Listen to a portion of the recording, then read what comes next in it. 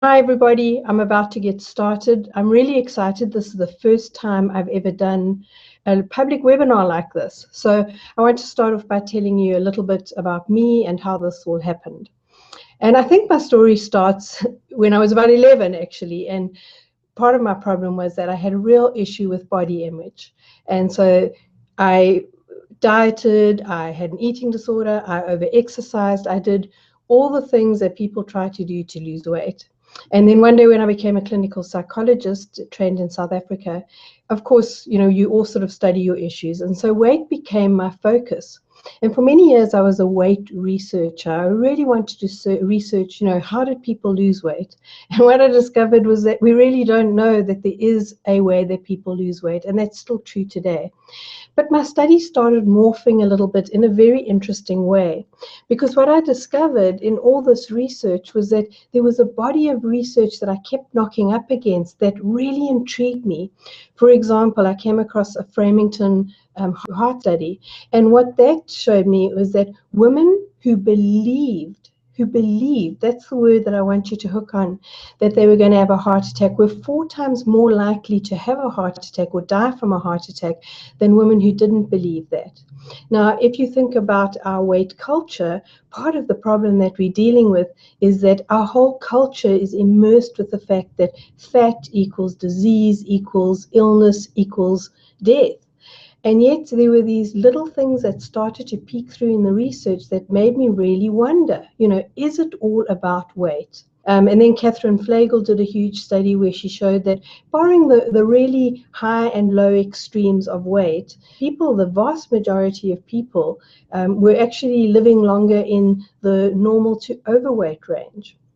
And so that started intriguing me as well because, you know, I came across a study, for example, where they spoke about diabetes. And the thing that intrigued me was that they had to get almost to goal weight for their diabetes symptoms to go away. And then they had to only gain a very small proportion for all of the symptoms to come back. And I started being curious and thinking, is that all physical? Or is it that when I start to gain weight again, I start feeling hopeless, despairing? And does that have an impact on my body? There's a very large body of research that talks about the placebo effect. And in fact, we know that 32% of the effect of antidepressants, for example, come from the fact that I believe the antidepressant is going to work and not from the active ingredients in that at all.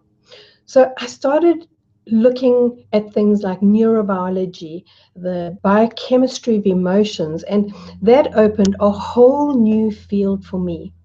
So I started thinking about, what does our biology do when we're having a day where we feel less than? Now, it could be because of your body, but maybe you're just feeling like you're not achieving in life in general.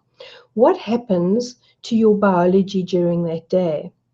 And if you look at how our biology works, the minute that we're under stress, we activate our HPA axis, which is the hypothalamus pituitary gland axis. And what that does is that prepares us to flee or to fight. But at the same time, it releases massive amounts of cortisol. And cortisol is one of the things, for example, that helps you gain weight. But it's also one of the things that if you have it in vast, you're actually busy eroding your health. I started thinking a lot about stress and the stress of living in a body that you feel is unacceptable, for example. But it could be the stress of feeling like you're not achieving at work. It could be the stress of feeling that you're unloved. Whatever that stress is, that has a biological correlate in our body. In the same way, when we're feeling happy and joyous, the same thing's happening in our body, except that what we're tapping into is a different system of the body, which is known as the relaxation response rather than the fear response. If you think about it, I mean, the American Stress Institute reckons that about 90% or up to 90% of all doctors' visits are stress related. And when I read that figure, I started thinking about my life that I was leading. Because in the meantime, we'd moved to America and I had landed this incredible job. I mean, it really was an amazing job. Yes, it was 6 figures income. I was managing 29 pharmacies. And in my the last 2 years that I worked there, they remodeled 23 of my stores. I was often up at 6 o'clock in the morning and working until 10 o'clock at night. I really was often working 90-hour weeks. And then I had a major crisis. And you know what? Crisis can be a good thing. I know it doesn't seem like it often when you're in the middle of it, but there are a few things that I know for sure about crisis. One, crisis is a great way to force me to move from one place to another. So crisis is a great way, if you're open to it, to have new doors open. And here's what I know for sure. You never have a crisis, ever, without doors opening all over that you can see if you're looking for them. The next thing I know about a crisis is that for me personally, the best way through a crisis is to get creative. And so I did. I started painting and I started decoupaging. And what I discovered was that while I was doing those activities, I just felt so much more peaceful. Even though I had a lot going on that was in crisis mode, it was amazing how everything felt so much better. And remember that I was telling you about those doors that open? So one of the doors that seemed to magically open was that I was invited to go to a seminar in Sedona given by the Heart Math Institute. And what I discovered about the heart was just phenomenal. I mean, we often think about our brain as being the master controller of the body.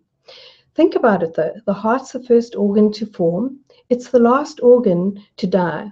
You can still live and be brain dead, but boy, it's difficult to live without a heart. So what I was finding out is that the heart apparently sends much more information to the brain than the other way around. The heart produces all the same endorphins and hormones that the brain does. It's its own mini pharmacy. It's incredible what the heart does. One of the things that I did at that conference was I bought a little heart rate monitor, a little biofeedback mechanism. And this was going to bring me an epiphany that I had never anticipated. I was sitting one day with my heart rate monitor on, just focusing on gratitude and, watching how my heart rate went into this very relaxed sine wave. And all of a sudden, and I have no idea how it happened, Pandora radio came on. And I just noticed that as it played the music, my gosh, my heart changed. The way that it played changed immediately. So I thought, gosh, I better fiddle around a bit. So I changed the station. And again, my heart changed so remarkably. And the epiphany for me was, I'm like an antenna. And here's something outside of me, the music, playing through me, and I can see it on a screen. And, I'd never thought about my environment playing through me before. I'd never thought that if I look at a beautiful picture and I'm drawn in by that art and I just immediately sort of feel peaceful inside, that has a biological component possibly. That maybe my heart rate is changing, that when my heart rate changes, how blood is delivered to my system and oxygen is delivered changes, everything changes. It was such a pivotal moment for me. I also noticed when I was doing my heart rate monitor that I could be sitting there focusing on gratitude and find my mind wander to something stressful.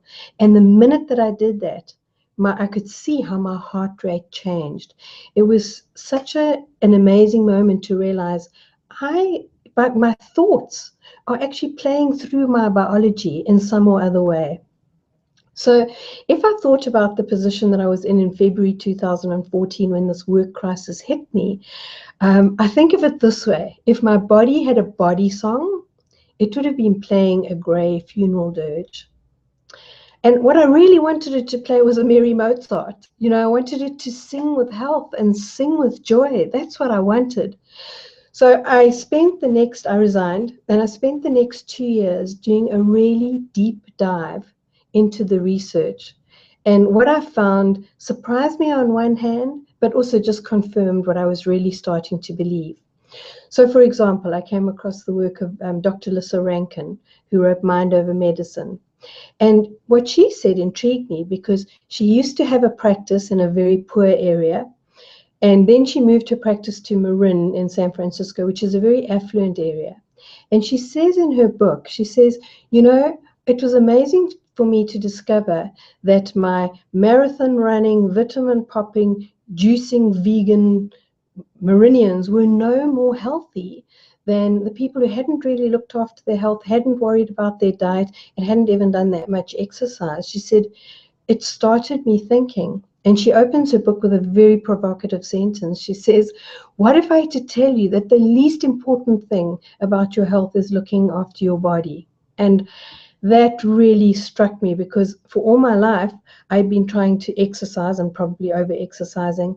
I'd been so frantic about my diet, worrying about every calorie and every point that I ate, that the stress of dieting was enormous. And in fact, one of the research studies that I came across was where researchers had looked at the effect of just the stress of dieting on your DNA telomeres. Now, for those of you who aren't familiar with the term telomeres, if you think about shoelaces, you know that little plastic bit at the end? The telomeres are almost like the little plastic bit at the end of our DNA. They keep our DNA from unraveling. And the longer your telomeres are, the longer your cells can replicate.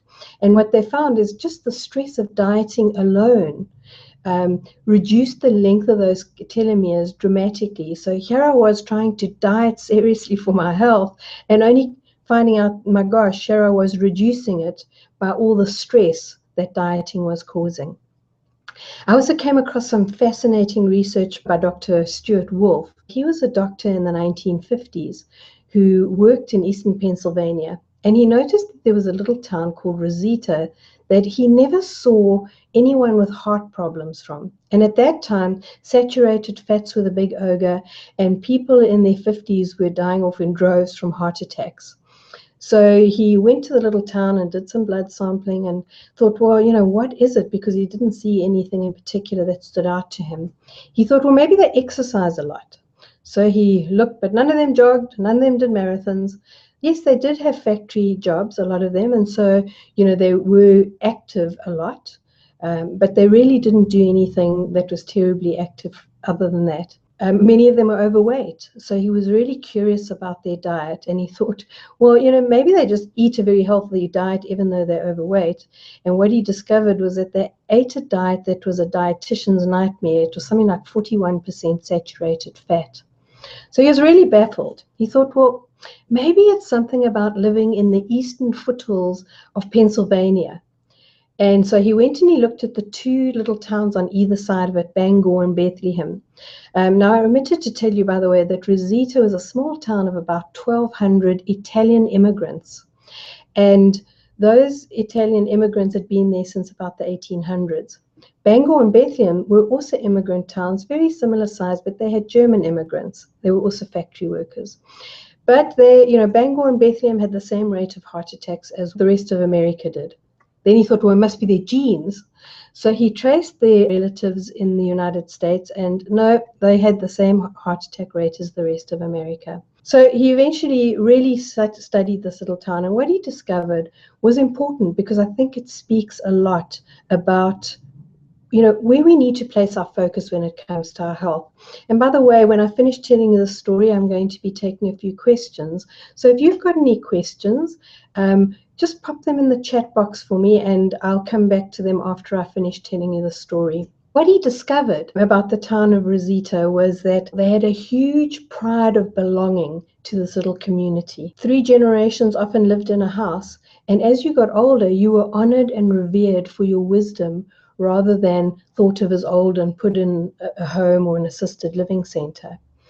They celebrated life. They would garden communally, but they would have these festivals where, like, let's say it was harvest time, they would celebrate the harvest. They were very joyous in their celebration. They were also people who knew each other by name. So this little community was a very tight-knit community.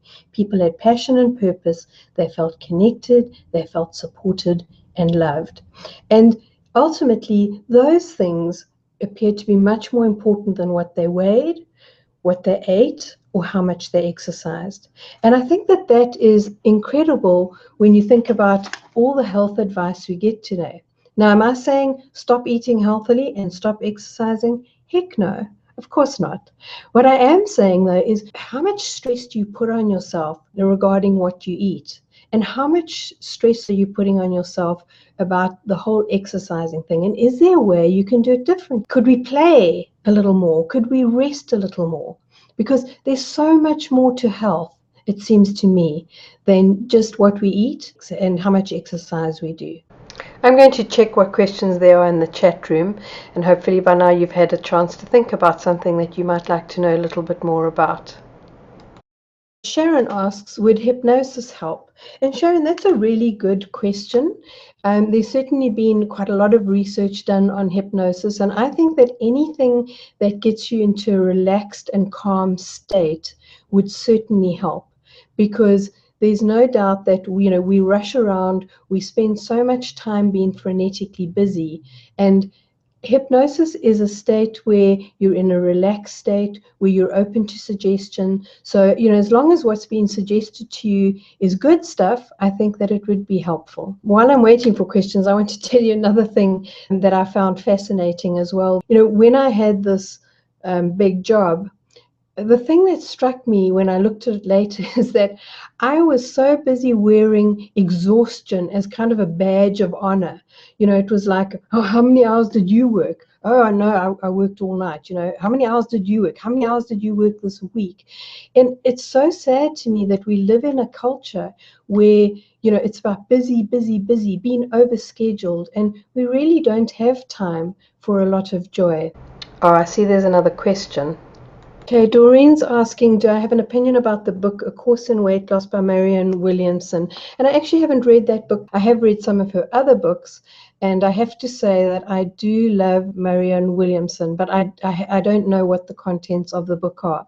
But I will tell you this. I really believe that weight loss is not necessarily where we need to be focusing. And the reason I say that is that in June 1998, 29 million Americans went to bed one night and they woke up the next morning, and if they had been a normal weight the day before, they were overweight the next day, and if they had been overweight, they were obese the day after. And what happened was that our BMI tables were actually hijacked by the only two pharmaceutical companies that had weight loss products on the market at that time.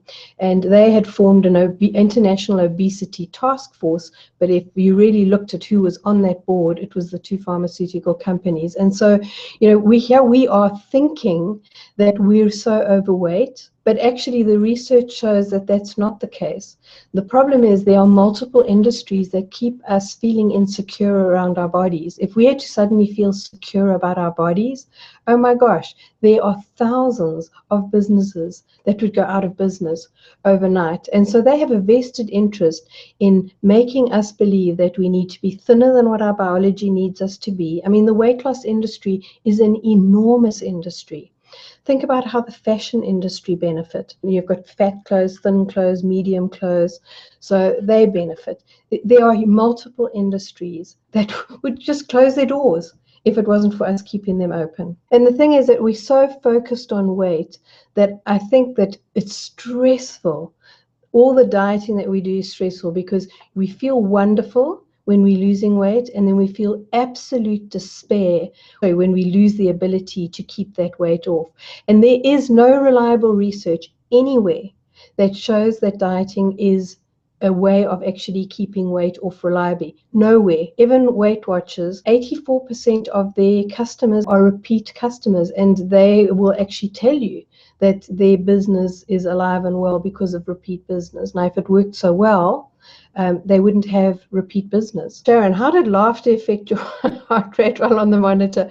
Well, it's interesting because, laughter is also a form of excitement. So it definitely plays through you, and you can see the heart rate changing. It goes out of the sine wave that it's in, and it takes on a different shape.